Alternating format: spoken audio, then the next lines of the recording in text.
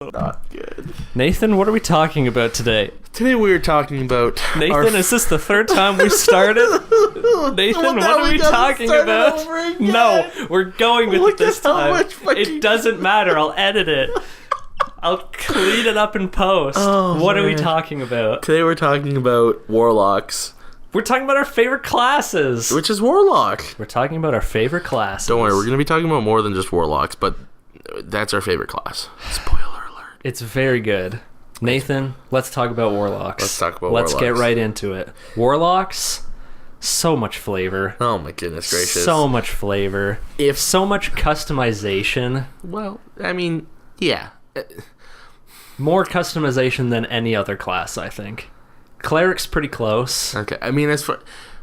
Yeah, I guess it really depends on the DM. Yeah. Like, if they are very strict when it comes to their beings in the world... Yeah. But if you're just kind of given free reign, then yes, I will agree. Not to mention the invocations and just like okay, yeah. all of the Okay, options yeah. that opens There's up. a billion and one Like you invocations. can just tweak yourself to be whatever you want to be. It's Please. so good. Please don't tweak yourself. Yeah, don't do It's that. against the law. Ew.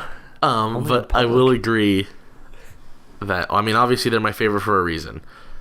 And as I was talking about in my favorite race video, I enjoy the kind of Lovecraftian side of things. And the first character I ever played was a great old one, Warlock, because that is just right why up my wouldn't alley. you? Oh my goodness gracious. So good. I distinctly remember way back when I played an edgy, great old one Warlock whose parents had died. Naturally. And the very first encounter I ever fought against was Joblins. As we all know, the correct way to pronounce goblin. Yep. And I intimidated one of them by yelling in its mind. And I thought I was just the coolest motherfucker on the planet. Mechanically, Warlocks are the most unique spellcasters, bar none. Oh yeah. Absolutely. They don't abide to the system set before them by even like the half casters that exist. They still, at least, obviously Warlocks still use spell slots, but they almost completely ignore spell level with the way that it's set up, as well as their magic technically only goes up to level 5 because anything higher is covered in the Mystic Arcanum trait, which we can go over in a moment. So it was just a very unique way of playing. Oh, and as well as The short rests. The short rest regain. Short on rest spellcasters are absurd. Amazing. And all of the most broken builds I've seen almost always utilize Warlock in some variety. Looking at you, Coffee Lock. If you've ever seen that abomination of a character, then it's... I actually don't think I know that one. It's basically just a way of abusing short rests. Okay. And it's a mixture of like Warlock, Fighter, Sorcerer, Rogue, I think. Okay. And it uses the Sorcerer ability to transform spell level or spell slots into Sorcerer points. Okay. So you transform your Warlock spells into Sorcerer points, and then those can be fed as Sorcerer spell slots, and then those come back to you on short rests. Right. And then so you just essentially get so many free spells all the time, and it's called Coffee Lock because you only ever have to take a coffee break. That makes sense. It's silly, and it's like a level 20 build, so it's not feasible, but the numbers it can pump out are a little ridiculous. Like Eldritch Machine Gun. Yes. Too good. Level 17, just pew, pew, pew, pew. firing off 10 Eldritch Blasts. Because why not? I'll quicken Eldritch Blast, and then I'll cast Eldritch Blast, and my Hex was my bonus action, and I'm just going to destroy you. When you think about it, is not even really that good. No. It's like it's good. Yeah. But you're also level 17, so you're essentially a god. Yeah. So anything you're doing is good. Yeah. There are better things. Yeah, I would agree. Better things you can do with a 17th level Warlock. I would definitely agree. One gripe that I've heard as far as Warlocks go is that people feel very samey with them, and they kind of oh, really? they I've never had that problem. they default to just Eldritch Blast machines. Right. But Well, that's like your bread and butter. yeah, exactly. But I would. Do people who play fighters and make sword attacks feel samey? That's the thing, is that if that's how you're feeling, then I think that's more of a personal Yeah. than an actual problem, because I was always enjoyed the like mini game of, oh, should I use my spell this fight, because if I don't get a short rest after, then I should use it, but if I do, then I feel like I didn't use enough on this fight. And Right.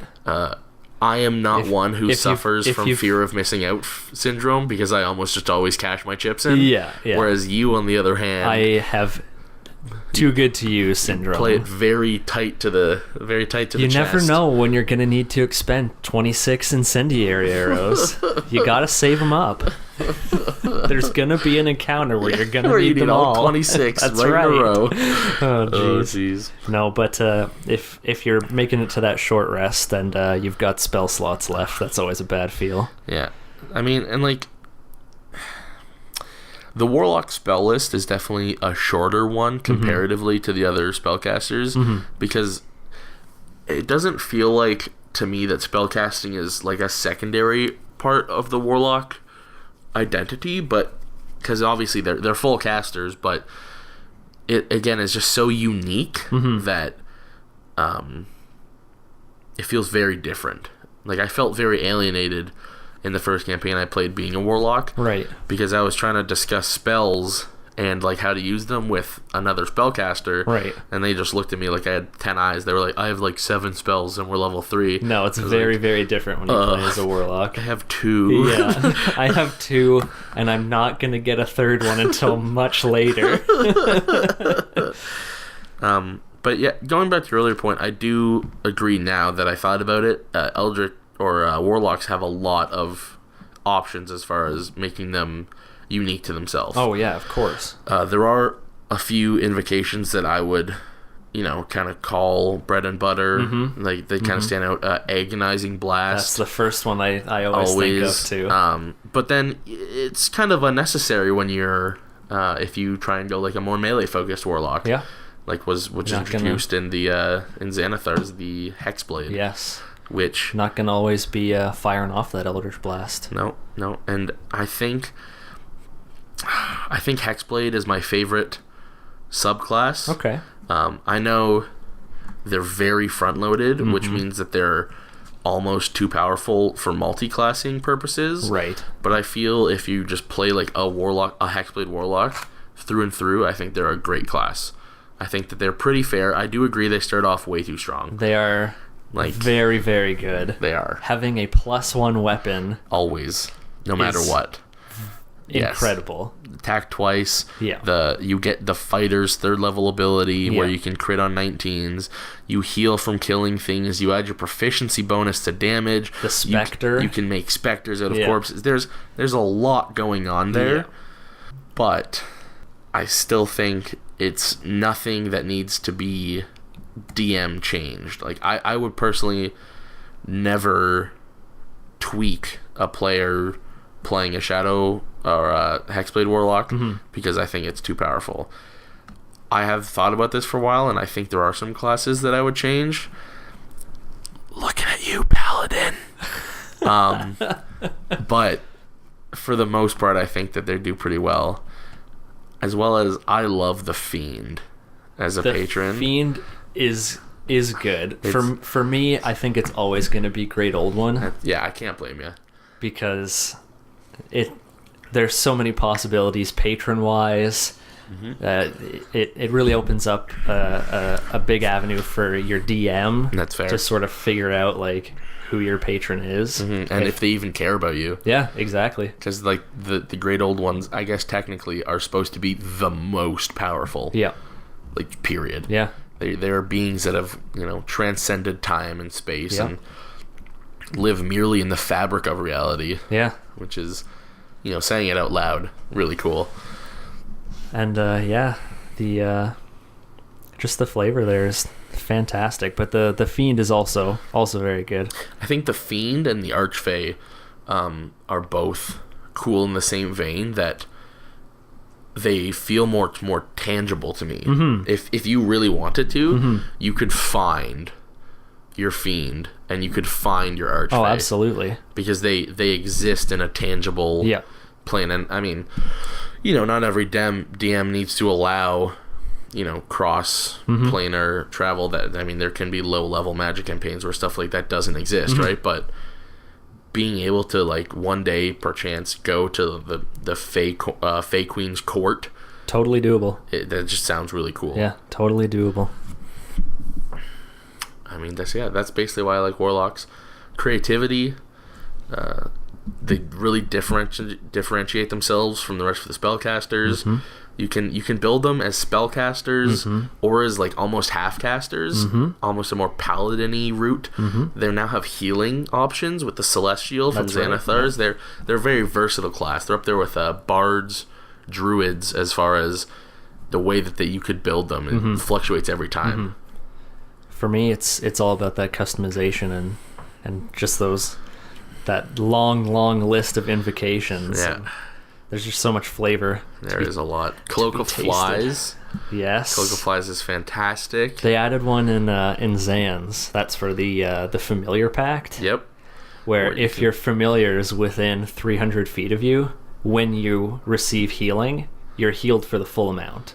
Exactly, yeah. Like it's phenomenal. Yeah, it's just, you in my mind, I just imagine this invisible link between you and your whatever you spawned, right? Your pseudo dragon or your hellbat or whatever it is, and it is constantly, like, giving you part of its power. Yeah. So in a way, you've become its patron almost. Yep. Like, that just just a little trickle down effect. Yeah, it's a good time. Warlocks, very good, very fun to role play. Yeah. Good for the DM. Yeah. Good for the party. Yep. Solid DPS. They have a decent amount. I mean, I feel like they're mostly damage focused, but they do have a few of the more, utility based spells on their spell list. Yeah. Like fly. Yeah. And then with the higher spell levels, you can make your entire team fly and so on and whatnot. Now, second favorite classes, or top 3 in total or something. Me and you. This is where we branch off a little. Yes, a little bit. So why don't you go ahead and tell the fine folk listening at home. I've got to give second favorite to the Rogue. Ugh. I know. Ugh. Not as much flavor to be had there. So gross. Well, I mean, there is some. There's not the amount of customization that comes with the Warlock. But there always has to be, the Thieves Guild. Exactly. And depending on the DM, it can get pretty deep. Not to mention the assassination aspect of things, which you always have to consider when rolling up a Rogue. But that sneak attack damage is so satisfying. Ridiculous. Absolutely ridiculous. And it's not even like you announce that you're going to make a sneak attack. Nope, like, if you're making a few attacks and you've got the ability to pull off a sneak attack, you can just choose which attack you do it on. Yeah. It's so good. It's very good. You're just like casually, I crit him, so I'm gonna roll. Yeah, that's right. 72 d6. Oh, and a d8 for the original weapon damage. That's right. Yes. Oh, he's dead. Oh. It's a great class. The uncanny dodge, double proficiency at level 1. Yeah, expertise. Which grows also. Yeah. You'll end up with 4 skills that you... The dexterity saves is ridiculous. Oh my god, yeah. I mean, they're, I believe, still the most common saves as far as magical spells go. Mm-hmm. And if your baseline is taking half damage... That's fine. That's so fine. That's so fine. Not to mention that since, rogues, their main stat is dexterity, you're probably going to be passing them. Yeah, you're in a good position. So, somehow you just, jump over a wizard's fireball, because that makes sense. It could happen. Yeah. You got to prepare your actions. Personally, I'm not the biggest fan. I don't know if I'm biased, because in my very first ever campaign, I died when... my rogue ally got possessed by a ghost, turned around and crit me. Yep. That's gonna do it. We were level 12, and they dealt something like 90 some odd damage because they their blades were poisoned. They crit me. They doubled all of their sneak attack damage. just ridiculous, but that's how she goes. Listen, the rogue's not always great. No. When you're making your attacks, exactly. You're either going to be doing, one turn, you end up doing 30 damage on one attack. Spectacular. Yeah. Next time, 7 damage. Next attack, 4 damage. and that is a thing, is that I think the rogue is the class that benefits the best from poor monster positioning. Yep. And is also the class that can be neutered the most if the DM plays like intelligence. Yeah. Because triggering sneak attack requires, you need to jump through some hoops. Yeah. Yeah, there's a couple give yourself advantage or have something within 5 feet of it, but then there's some racial or some subclass abilities. So like if you're a swashbuckler and you're the only one within 5 feet of it, or if you're an inquisitor and you pass their DC, exactly where I was going next. So even with these hoops to jump through, you're still almost like you're pretty likely to at all times be able to attack. Make some kind of sneak attack, which I understand is the rogue's identity, and it would feel bad if you can't have sneak attack all the time, but like I don't know. The Inquisitor, which is my favorite subclass, that's fair, of the rogue, you basically just ignore that rule. You make an insight check against an enemy's deception check, and if you succeed, you're doing your sneak attack damage for the next, I believe it's minute. It is a minute, yeah. And once that's over, you can just do it again. Yeah. And if you fail that check, you can just do it again. Next turn, yeah. It's ridiculous. And I believe it's bonus action as well. It is. So you can do that and still make your attack. Yeah, I don't know why they didn't ability cap it, so you can do this a number of times equal to your wisdom modifier. Yeah. But it's so you just good. Stare at someone intently on the battlefield. Well, and you're looking for like gaps in their armor. I mean, yeah, or like you are flavor wise, you are. Flavor wise, you're being an insightful fighter. Yeah, I don't know. Personally, I'm not the biggest fan of rogues. I have played a rogue. I've played every class. I haven't played every subclass because there's 120 something with more coming out all the time. Although I feel like they're a little underpowered, I think arcane tricksters are a hoot. Okay. I really appreciate. I've never actually gone down that rabbit hole. Okay. Mage hand. Yeah. You essentially master mage hand, and you can do a lot more with it than usual. Okay. So you can pick locks. Sure. You can pick pockets. Okay. Nice. Yeah. So it becomes like a third hand essentially. So you can get into a lot of mischief, and flavor wise, I just like the idea of some little street urchin that finds the spark of magic inside of them. Yeah. Starts being able to cast spells. Arcane trickster. That's the perfect name for it too. It really is. Yeah. That frames it perfect. You know exactly what you're getting into. Flavor home run right there. Yeah, no, that's fantastic. But that's pretty much all I have to say about rogues. I mean, so much opportunity there. All right, Nathan. I mean, and also a rogue. No one has ever. Everyone wants to feel like the cool guy, right? Yeah.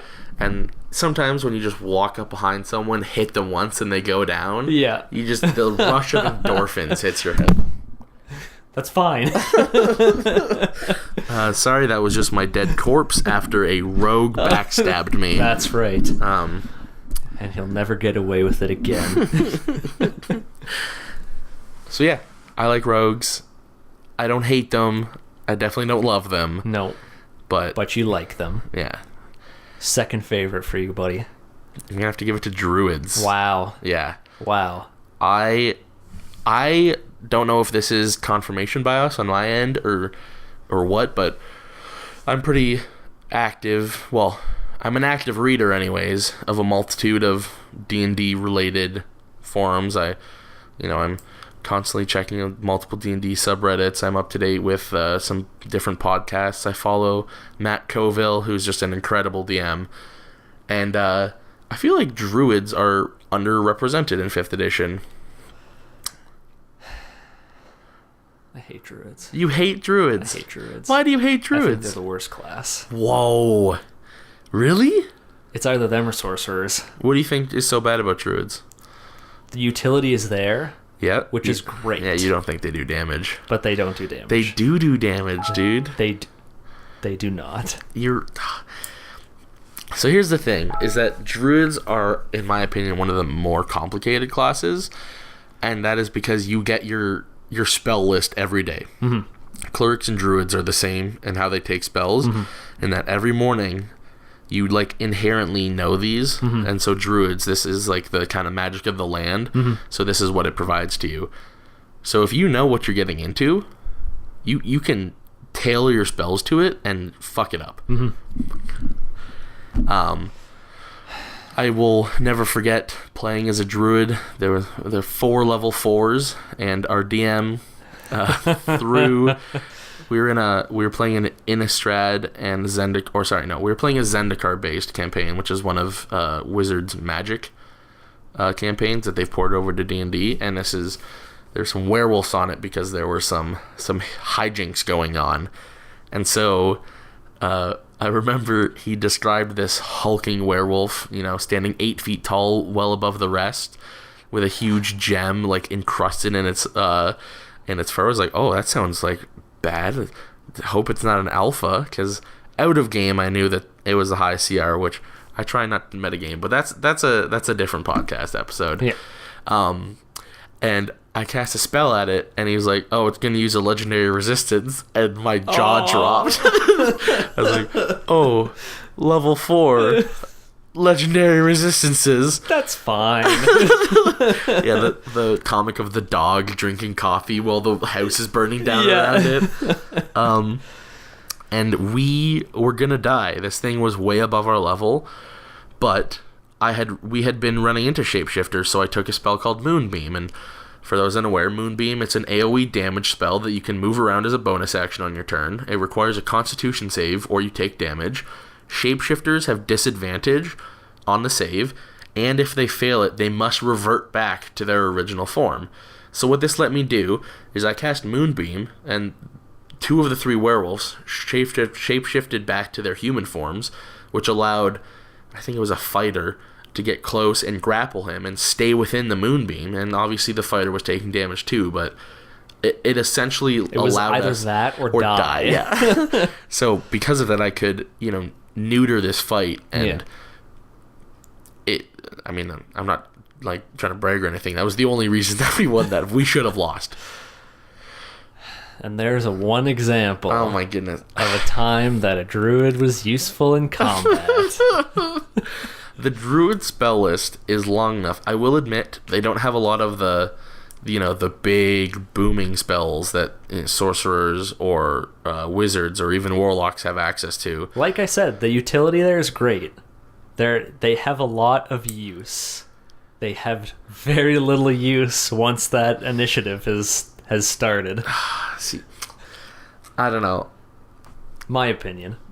I think that if you played one, that maybe that would be better, because then you get to see just, not every spell has to deal damage. And I know that you know that because you're not a silly boy.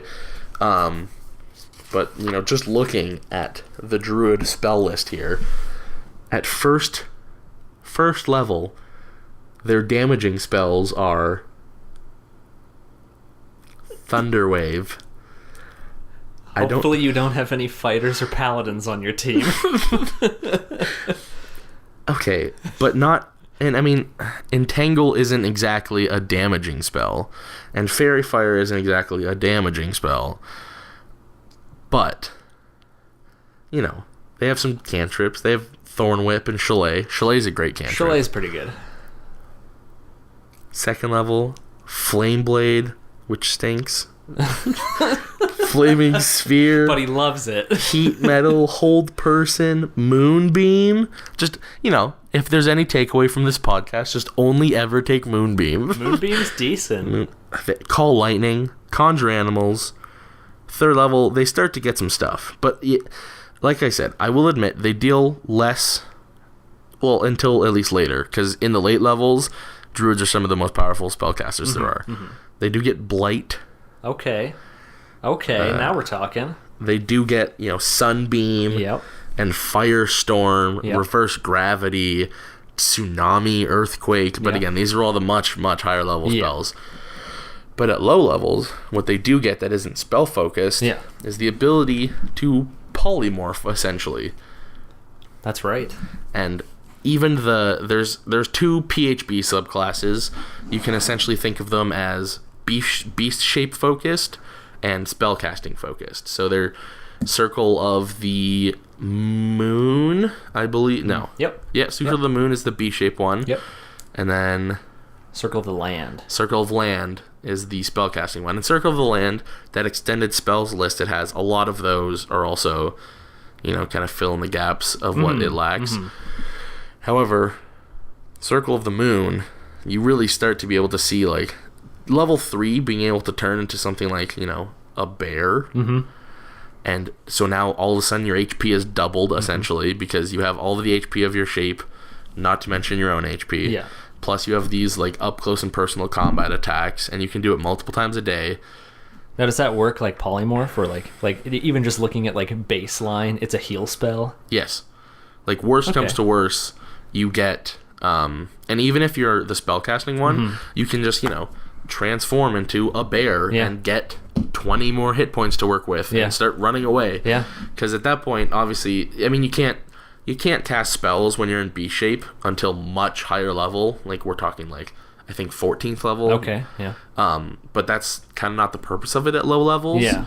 It's like you said, it's almost a heal spell that also can just randomly, like, deal damage to things. Yeah. There's also a lot of utility in the animals. You can choose something with swim speeds and underwater breathing, or even flying. I think you have to be level 6 to choose something with flight. But, at level 6, having permanent access to a giant eagle is not that bad. Yeah, no. Always scout ahead, see what's going on, fly stuff around. Around that time was when you would get, like, a fly ability anyways. Yeah, so, like, 3rd level spells, which fly is. Yeah. That's 5th level for wizards. Yeah. So, but this is, it doesn't require you to cast a spell. Right. You can just intrinsically do it 2 or 3 times a day. Yeah. So, I really like druids. I really like what they did with druids. I think that Circle of Dreams druid is ridiculous. It was one of the Xanathar's classes. I've got to say, I did not even read I'm not the surprised. druid pages. It is like an incredibly busted healing focused druid class. Okay. Healing focused. Yeah, so in a similar vein to the Celestial Warlock, you get a number of dice equal to your level +1, I believe. Okay.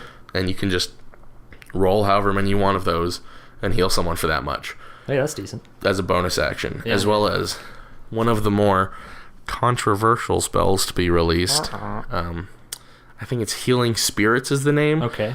It essentially creates a beacon of light that is filled with, like, soothing nature sounds and whale noises. But every time you run into it and out of it, so you just, like, cross it, you get 1d6 healing. Okay. But if you do it out of game or out of combat, it's a full heal spell.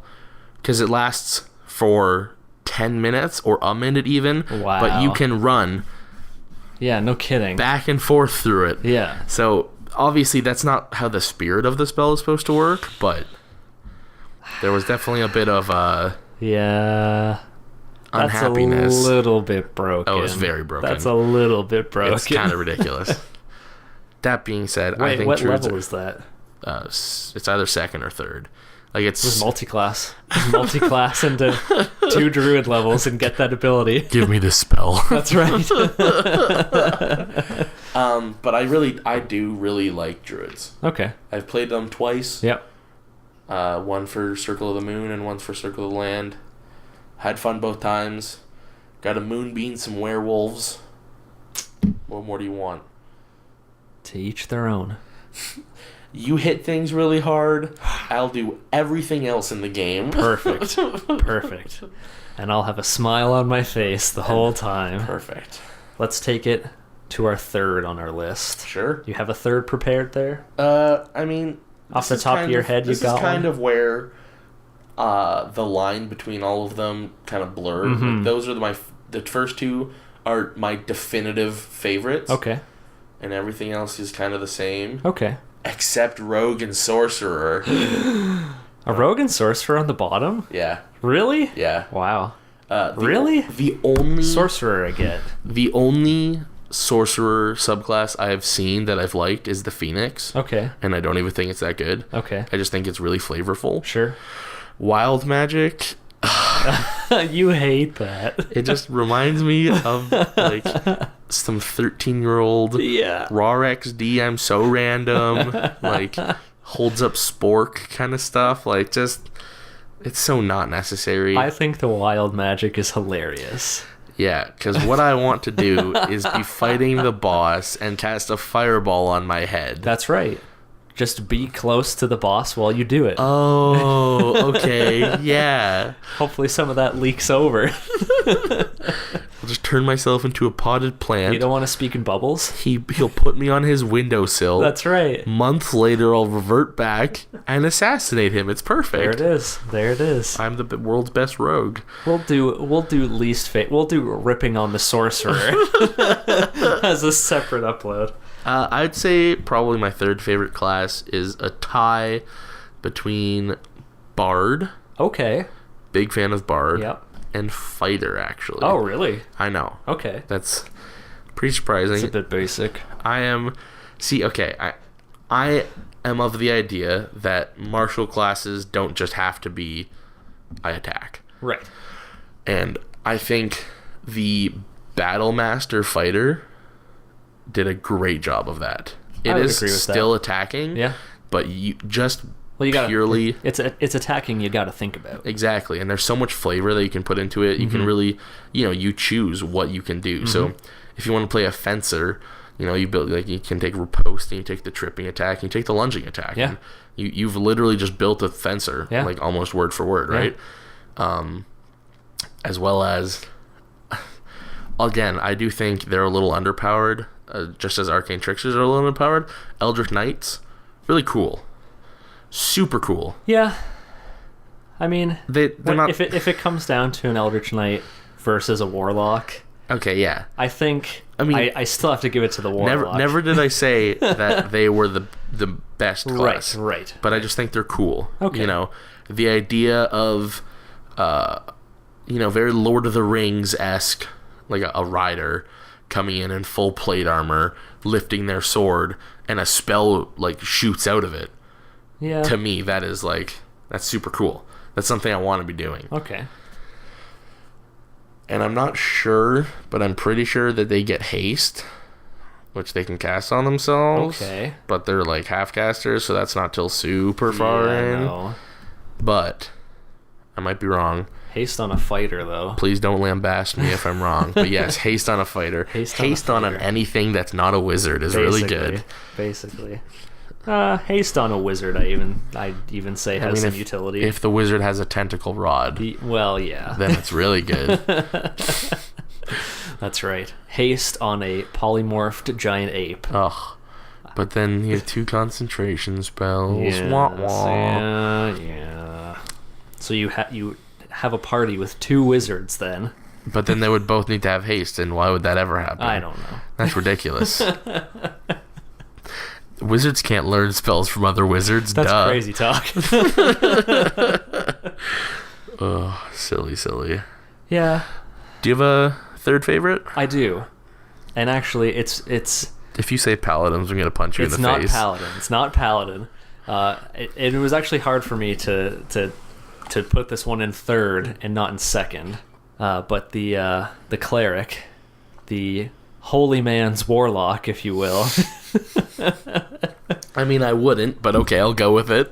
Specifically, I would say the Tempest cleric. Okay. I'm very fond of. Is that the one that gets to max out lightning and thunder damage? Yes. Okay, yeah, that one's really cool. I love that. I like the stormy aesthetic. Yeah, that comes with that. Standing on the cliff top, the lightning striking behind you. Yeah, ultimate edgelord. Oh yeah. I am born from the storm. Molded by it. You merely adopted the lightning. But they recently added in Xanathar's the Forge domain cleric. Oh, Yes. Which I'll give you the flavor of that. Oh my goodness gracious. So delightful. Oh my god. My first D&D character that I rolled up was a blacksmith. Okay. But it was before that option came out. You're paladin, right? Yes. Yeah. So unfortunately, I missed out on that chance. But the next opportunity I get to roll up a new character, Forge Cleric, I am going to roll up a Forge Cleric so cool. and relive those glory days with my first dwarven paladin. Perfect. And I think mechanically even, if I remember correctly, Forge Clerics can get some of the highest AC of any class at a very early level. Right. Yeah. One of their just class abilities is to increase their AC. You know, they make their own armor, so obviously it's going to be better. Yeah. And then as well as they get I believe they can do that for their companion as well. Or maybe I don't really know enough to. Oh gosh, where is it? Oh no! Where is it? Where is it? Oh, it's over there. Hold on, we're getting it. But what I do know is that all clerics in general are just probably default good.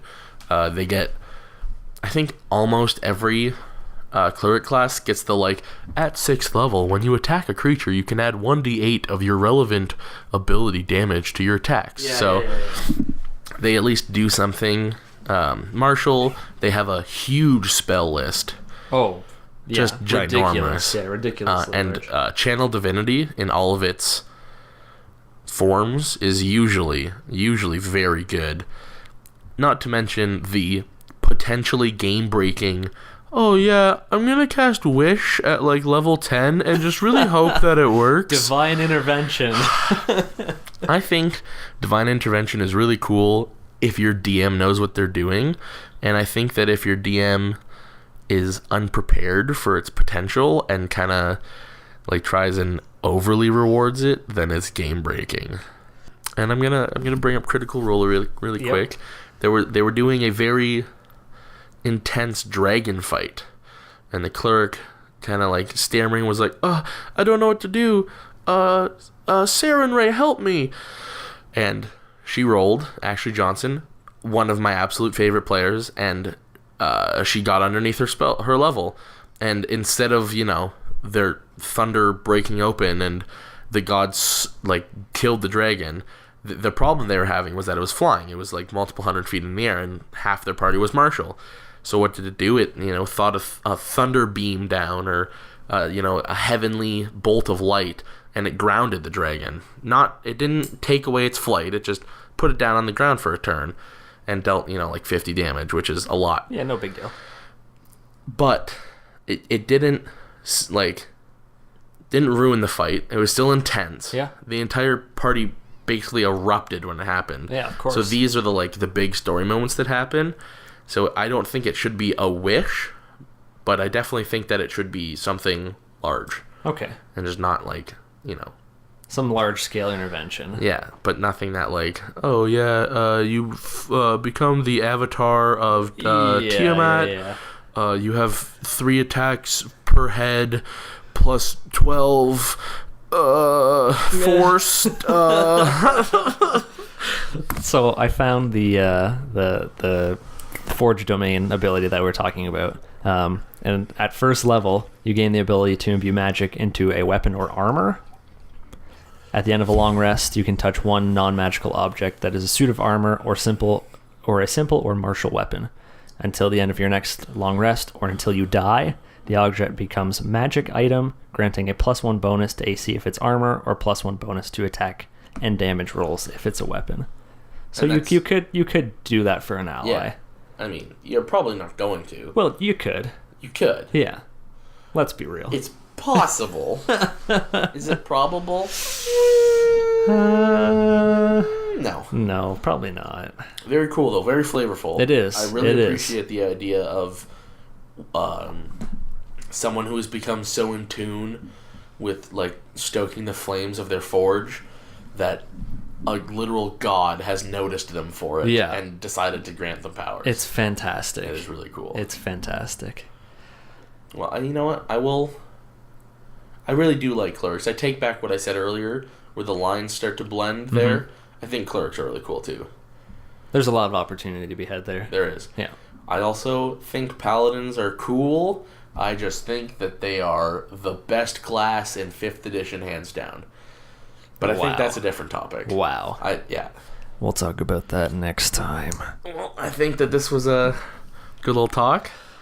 Yeah, thanks for listening, and I guess we're talking about paladins next time and how great they are.